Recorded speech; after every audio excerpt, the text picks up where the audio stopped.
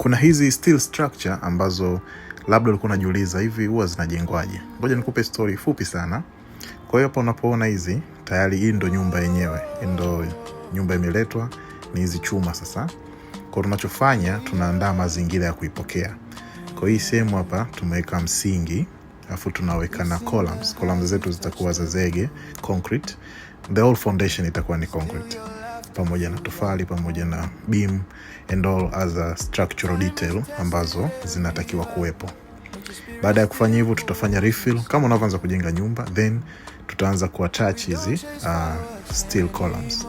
Hapa anakuja ni mtaalamu wa mechanical ambaye pia ni structural engineer. Alafu tuna install hizi steel columns, zinakuwa labeled kwenye grid.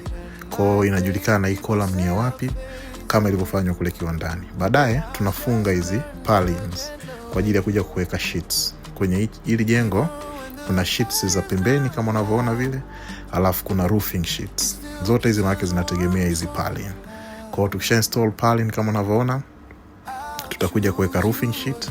Hapo tumemaliza kuweka roofing sheet pamoja na side purlin. Ni story fupi kama nilivyokuambia, upate tu concept hizi nyumba za steel zinakuaje. Nime skip a lot of details for other technical reason, lakini hii ni moja tu ya concept ambayo na share na wewe, upate na wewe kujisikia raha kwamba nyumba za steel zinajengwa namna hii. Hebu angalia hapa Swahili Units ujifunze zaidi.